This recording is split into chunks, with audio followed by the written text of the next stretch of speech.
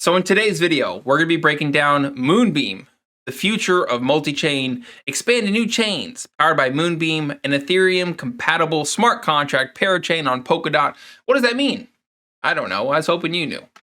We're going to try our best to try and break it down for you and why it is one of the largest holdings in my portfolio. So before we go and jump into the nitty gritty, first time here, my name's Ryan, No Autopilot YouTube channel. And my claim to fame is doing deep dives into tokens. I try and give you the best due diligence research on low cap cryptos you're going to find anywhere on YouTube.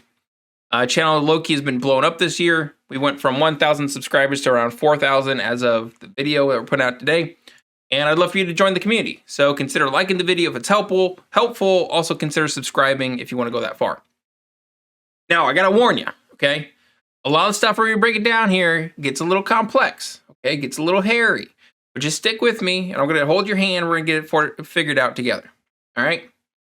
So, the main thing that Moonbeam is attempting to do right now is to siphon off users and total value lock and developers and development from Ethereum, okay?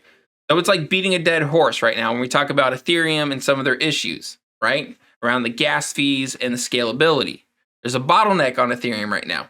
Until ETH 2.0 comes out, kind of like a big sticking point because developers want to develop, they want to make money, their users hate paying lots of fees.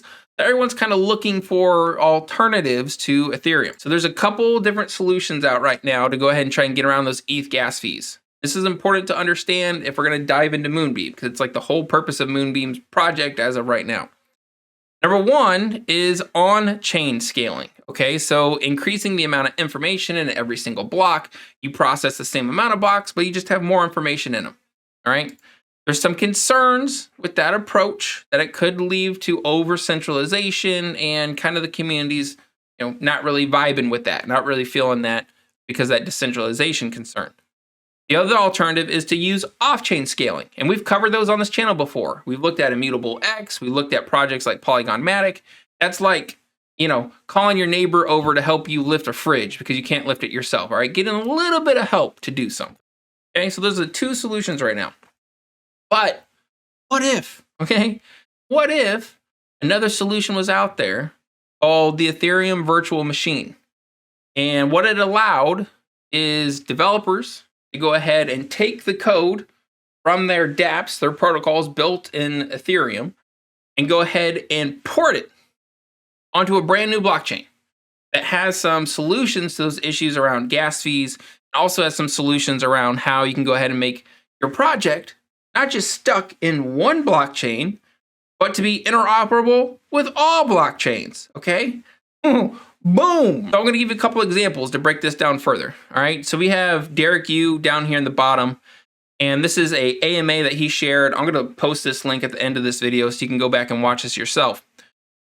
Let's look at a couple examples, okay? Monochain. That's where if you're a developer and you're creating a project, let's say you create it on Ethereum, right? Everything that you're viewing and you're making that dApp work for is built for Ethereum. But then you have folks kind of targeting cross-chain, all right? Where they're like, hey, I want some of that total value lock from Bitcoin. How can I make my Ethereum project communicate securely with Bitcoin, right? And now they're kind of building these little bridges, these cross-chains. But the future, and where Moonbeam as kind of a step up above a lot of the competition, is in native multi-chain. And with native multi-chain, it's like, okay, this piece works great on that blockchain, we're going to build it there. But then this piece works great on this blockchain, we're going to build it there. And we're already pre-planning to interconnect all of these using the best aspects of every single blockchain. Okay? Like, your mind blown yet? I guess the important thing is you and me as users have no idea. Okay, we have no idea what's happening. We don't care about any of this. We don't care that this connects with that and it's secure and whatever. All we want to do is be able to move our money around, right? We move money here, it shows up. Someone sends us money, it shows up.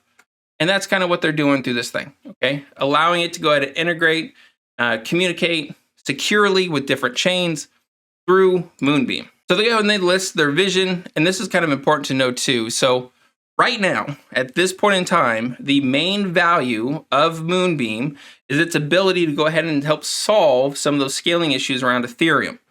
So if you're developing a project, you're struggling with gas fees, your users are struggling with paying those fees, you can port what you've already built over to Moonbeam with little changes or iteration. That's kind of where we're at right now. But in the future, right, so once ETH 2.0 rolls out, that gas fee might not be as much of a challenge or an issue. In the future, though, they're targeting supporting the Polkadot ecosystem, which Moonbeam is built off of, empowering a whole new series of dApp developers, and really targeting that ability of that multi-chain, frictionless, easy to communicate. User has no idea what's happening. They just know it's really easy. Like that whole ball of wax is their long-term vision. If we look at the founding team, Derek Yu is the individual I kind of focused on here. I actually participated in the crowd loan for Moonbeam last year, as well as Moonriver, which is a sister project of theirs. And I've had a few conversations with Derek Yu. Seems like an upstanding guy. All right, this isn't one of the projects where we have to do a deep dive into his work history and see if he's legit or not. It's really not a concern. I did go ahead, I pulled him up on LinkedIn, currently shown as CEO of PureStake. That's a organization that's in support of Moonbeam, Moonriver. And prior to that, I don't know, he has like 2 decades of engineering within the technology space. So plenty. And then I also went ahead and I touched on this AMA, which again, I'll share a link down in the description if you want to check that out. Now, a couple other partners. Big one that stood out to me was Coinbase Ventures. Okay, we've talked about the importance of VC partnerships in the past, but Coinbase Ventures is a top-tier venture capital firm that really only invests in high likelihood projects to do well. In addition to that, I don't know how to make this thing scroll, but they also have backing from Binance, which I think if you go ahead and you look at their ability to go connect with that chain is super, super interesting. Okay, now we go ahead and we look at partners. How many partners, what type of partners have they been able to actually attract with their EVM compatible solution? They get a bunch of parachain partners, so other projects that built on Polkadot that they're communicating with. They have oracles, which are like third-party data providers are able to integrate into the platform. NFTs, blah, blah, blah, blah, blah. I think one interesting area to watch here, and I think I pulled it up later in this slide, but gaming has been huge within crypto since about, I guess, summer of 2021. And we're just at the stage now where some of these gaming projects are starting to kind of bud within Moonbeam and Moonriver. Cool. Now we look at the token. What is the token actually used for? So it's the GLMR token. That's the one behind Moonbeam. But with Moonbeam, the token actually has utility. Okay, it actually has a purpose. So it is the Ethereum equivalent for Moonbeam. So dApps users all have to pay in Moonbeam tokens for gas anytime they want to execute a transaction. All right. So we look at the token supply. So we have 10,000 million billion, 1 billion total supply, of which we have about 200 million in circulation right now. It's worth noting that Moonbeam only launched in January of this year. Okay, so we're still super, super duper early in the lifespan of this protocol. Now, when we look at the token, is it inflationary? Is it deflationary? Well, it's kind of a weird combination of both. All right, they have a 5% annual inflation rate, meaning every single year they're going to go ahead and unleash about 5% of the token circulation into the supply. But they also have a deflationary aspect where 80% of all transactions fees are going to be burnt, with the remaining 20% sent to the treasury. So I think with a lot of these projects, really what you're looking at is the hope that this thing will go ahead and adopt a bunch of protocols building off of it. There's a ton of users. Everyone has to buy the Moonbeam token in order to go ahead and engage in those transactions, and the valuation of the token is going to go up. Now, this part was a little hairy, I'm not going to lie. I was able to jump into their Discord and kind of get it all sorted out, but let's look at the tokenomics of the project, okay? So I mentioned that they had a parachain auction for Polkadot.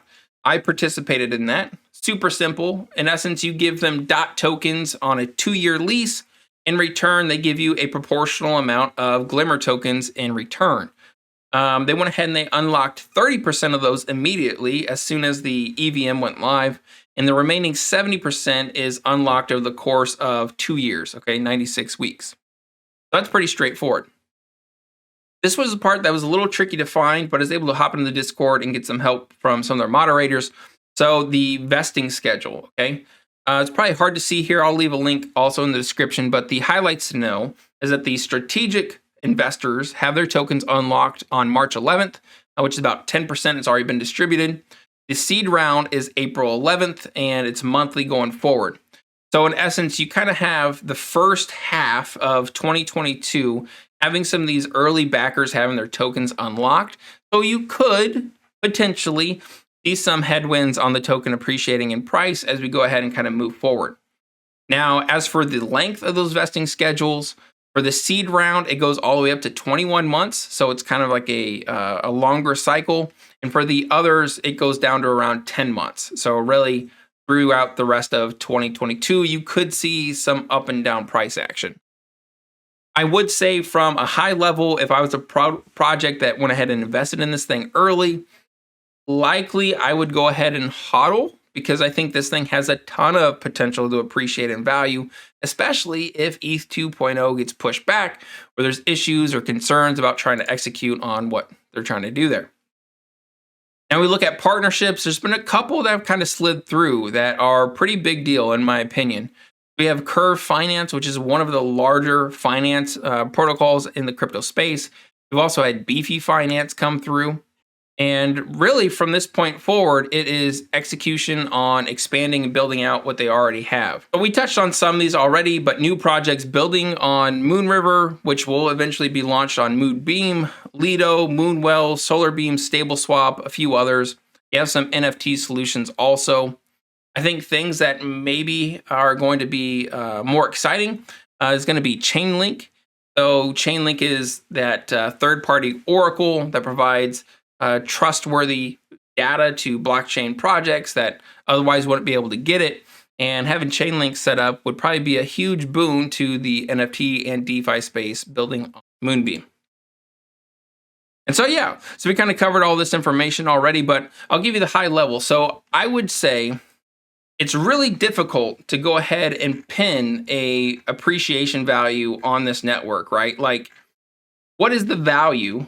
What is the TVL of a project that can solve the total addressable market cap of ETH's issues with scalability? All right. What is the TVL that can be captured from having a true cross-chain protocol that's frictionless and it helps unlock the liquidity in projects like Bitcoin? Right? Like, how do you even put a number on that? I will tell you, if we look at the token,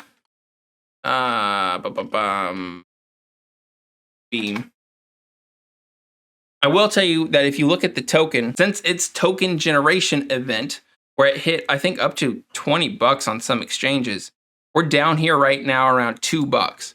And this is something that I am personally hodling for many years to come and am highly confident that it's going to do really, really well. So I know it's not like a pin the number on it, like $15 by 2025 or whatever, but I think this thing has a ton of potential and is definitely something that's worth at least further research from you if you're looking at building a portfolio to go ahead and kind of balance out the potential downfall of Ethereum or competitors to that blockchain.